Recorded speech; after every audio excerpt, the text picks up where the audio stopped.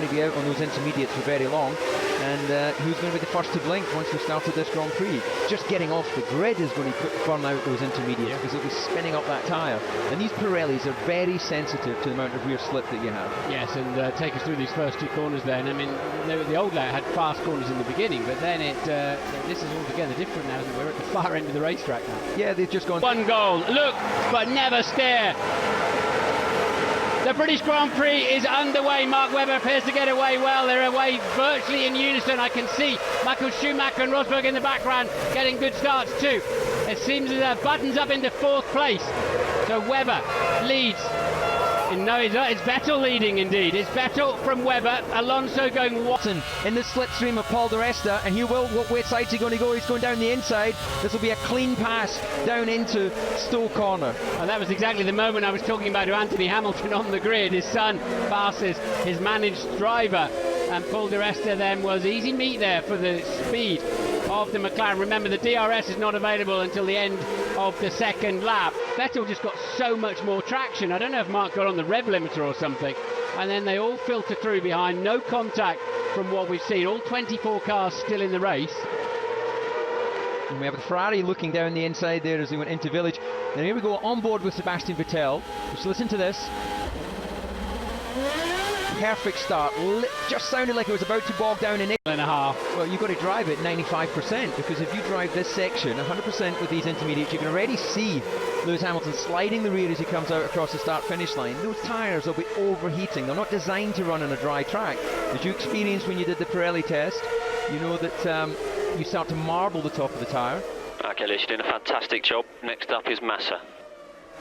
2 or 3 more laps. The message from Michael Schumacher. He is the difficulty for the engineers, of course, is they're sitting down this end of the circuit where we are. They're relying on the TV images, but they're trying to encourage Michael in his current position of P9 to be the first to blink. Whoever gets on those slicks first and can make them work will gain several seconds. Rosberg struggling there with Perez. Now, with these conditions, you can't brake particularly late. And this circuit is all about high speed and staying on the throttle, not about being on the brake pedal. One of the easiest circuits in the world of Formula 1 racing for brakes. So Webber and Alguersuari have moved up a couple of places, and at the expense of Kovalainen, who's retired. 23 runners then retired. Assuming Mark didn't make a mistake. Once again, it shows that Sebastian seems to be able to be easier on his tyres. And this is the Inter. It's all about not tearing that tyre to pieces on the dry part of the track. And of course, they've got the equivalent of 2 passengers worth of fuel on board as well. And they've done so little setup work here. It's not a test circuit anymore. There is no winter testing here. So they haven't been around this track since last year. Completely different. And I made, I think, 3 or 4 places immediately.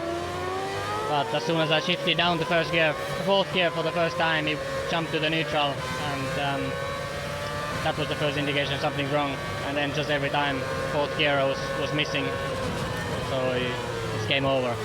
That's bad luck. Just tell us about the circuit. It looked almost like there was 2 different circuits. Been down at Brooklands and Luffield.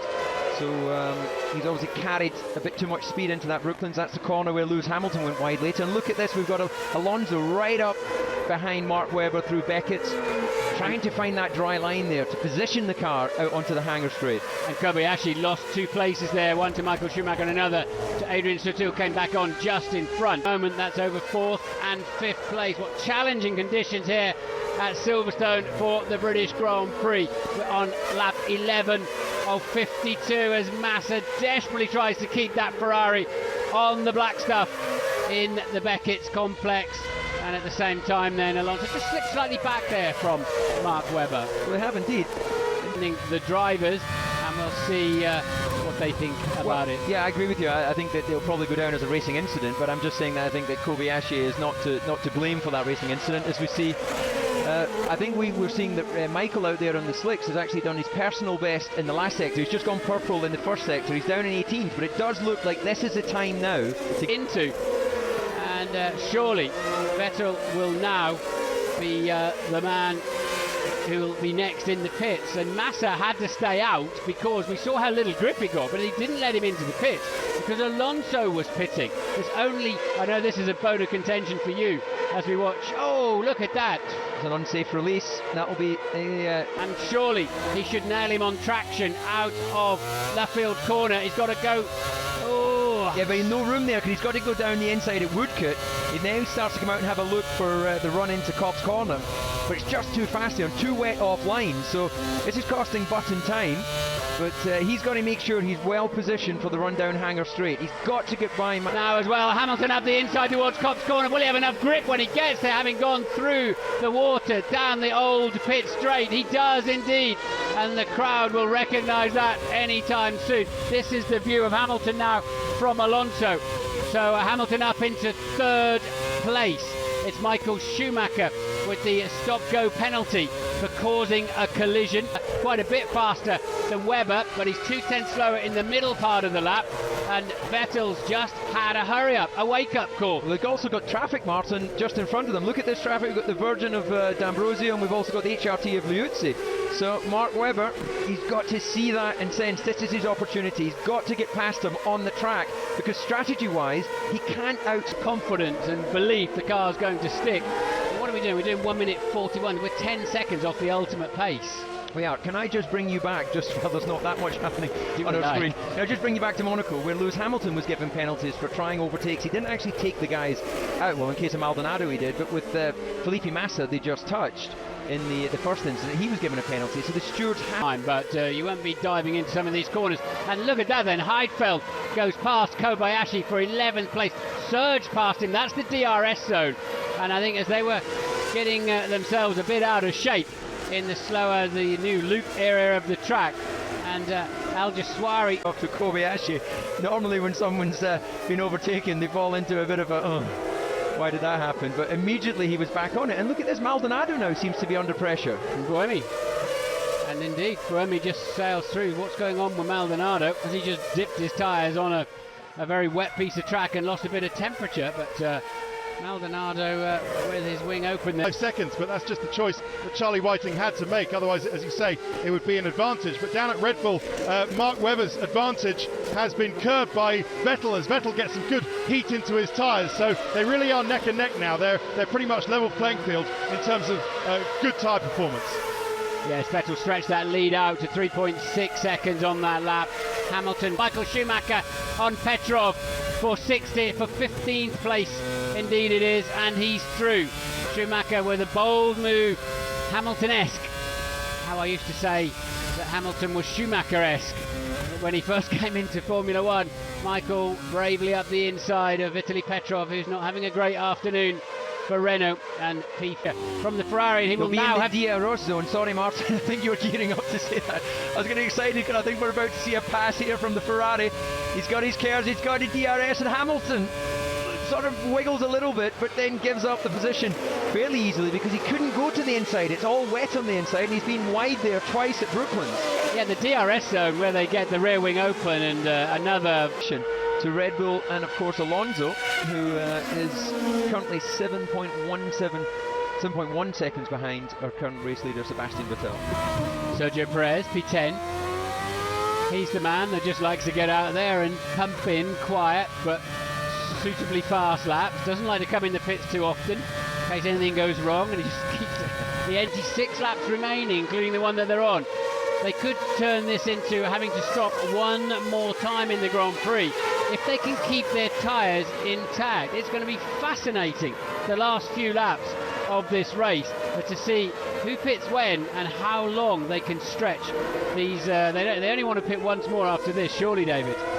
Yeah, the lap times at the moment. This is where he's just going only just fast enough to win the Grand Prix. Now we'll see what they've got left and whether this exhaust diffuser business hurt them, and what Alonso can do. We tip the Ferrari there as we're seeing, presumably is that Buemi in the distance. He's decided to call it a day, and I think that's very sensible. You don't want to head three wheels into Hanger Straight where they're doing 100. Vettel and he stopped, but I think the early second stop for Mark Webber has cost him track position.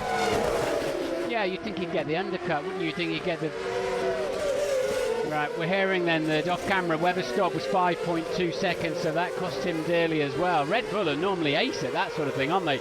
So that's the answer to your question, David, because he went out on the fresh tyre. We call it the undercut. So they cannot afford to lose any time getting past the McLaren. Yeah, Vettel was nearly a second slower as well. So Alonso is absolutely nailing the throttle pedal now. He's got some clear air in front and behind. and it's playing into his hands. Still a long way to go. And I can hear Eddie Jordan down in the pit lane saying, "I told you so." This as well, because he was within 1 second of the rester. So this lap they neutralise each other. So it's going to have to be another lap before Sebastian Vettel can get himself in that position again, presuming he doesn't get the advantage somewhere else round the lap. McLaren looked so stiff when it was running into that village loop section in comparison to the Red Bull. It looks like it runs solid on the springs. Hamilton's got his hands full here, guiding that McLaren round the circuit while fending off the World Championship leader. Yeah, he's got to be a little bit careful that he doesn't do too many moves. You're allowed one change of direction, and that was just a mini move there, just to say to Sebastian Vettel, don't even think about it. Happy days for Fernando Alonso out front as he's on lap 33. He's now 6.8 seconds. So Alonso then on lap 35, now 9.4 seconds clear of Hamilton, who's just 0.7 ahead of Vettel, and Webber beginning to close that gap down after that problem on the exit of Beckett's. 14.6 seconds covers the top 5, and 5th place man is Jenson Button, and still nowhere to go for Vettel. He's got the Red Bull in front of him. He wants to stay ahead until at least the next pit stop and give himself a chance on fresh tyres. It's so interesting, the Red Bull's pace through that complex here, the Brooklands Luffield Woodcut complex, suggests that the Red Bull has much better low-speed performance than McLaren. But where he is able to get close, it's wet on the run down to Cops Corner, and Hamilton's too wide because you've only got so many sets of tyres available, as you well know, Martin. Okay, Jensen, box to overtake Webber, box to overtake him. So that gives their game away. Vettel then now behind Massa, but on fresh tyres, and this could be interesting. I wonder of about 11 seconds before this pit stop phase. Button in as well. Let's have a look. So Button has finally come in. The Ferrari boys clearing out of the way, and let's see where Alonso feeds back in. Quite a long way ahead of Vettel, who's still got Massa and Hamilton behind him. That radio message was played out, that they were telling Jenson, if you box now, that you'll overtake Webber and we'll get him on the undercut. So they kept him out, because if they'd come in, they would have just been assured to be behind him. So they were already annoyed and wanted to do a very fast pit stop. That might be one excuse for them. Thank you, Ted. Meanwhile, Alonso's charging along at the front. Fuel, they don't want to carry excess fuel through the race. They don't know how long it's going to be wet for, and it seems as if Lewis's pace has been faster than they expected. He's been maxing it out on the revs, and now they haven't put enough fuel in. But you know, if you carry 5 kilos too much fuel for the race, that's 0.2 of a second per lap. For 50 laps, it reduces your burn speed of this Red Bull. Poor old Jenson. I mean, we're both lucky enough to have been on the Grand Prix podium here. You at the top step twice, could easily have been 3 or 4 times as well if you weren't so unlucky with a pit lane speed limiter. And Jenson, who's got such a magnificent CV, cannot get any luck. Eric Silverstone never been on the podium. And Lewis Hamilton will be fuming inside that yellow helmet. Got a few new paint job for this weekend. Got the British flag on one side, and taking his line into Stowe nice and early. But he's going to be limited in what he can do against the difference in pace. It was over a second on the previous. The outside runs it down into the braking zone, and it was very brave of her to turn in quite so early, because we've seen Lewis have incidents there earlier in the race, but in the end a nice clean move. And will that be the closing order as we get into the closing stages of this Grand Prix? It looks like the podium positions. Webber past Hamilton. They just... Tremendous as Michael Schumacher today. Nico Rosberg, as ever. And the guy behind has much better tyres. I didn't quite catch that, but I concur that it's been a great comeback from Michael Schumacher. Has it? I think he said, as the guy behind me got a better set of tyres. Guy behind him is Sergio Perez, who's only stopped twice, as has Rosberg. So they're all for a scruffy, having to stop a bit late earlier on. He would have been right in the thick of that sort of 3rd, 4th place action, would Felipe Massa. And let's check their sector times out. Massa 6/10 quicker in the first sector alone, and the second sector comes up at the end of the hangar straight. Alonso leads by 19 seconds. He's on lap 15, and the two Red Bulls then line astern, and he must be in the DRS zone at this point. That's wide open then, and look at that. Vettel once again cooling his tyres, so he is looking to try and... is he really in trouble here? Is Mark Webber going to pull the pass and get second place in this Grand Prix? I wonder what's going on the Red Bull pit wall. We know what's going on the racetrack. Still in second place. Massa then has not been able to use the DRS to pass Hamilton. Hamilton hanging on at the moment to that fourth place. And will Webber have enough Kerr's energy down this final run of Hangar Straight? As listen to Webber. Mark, you need to make... From Hamilton. Hamilton comes back up the inside, closes off the turn-in point of the final part of Club, and Massa fighting a massive overtake as he crosses the AstroTurf, and a clear fourth place in the end for Lewis Hamilton. I'm going to say something that's going to make you hold your head, Martin. I think that will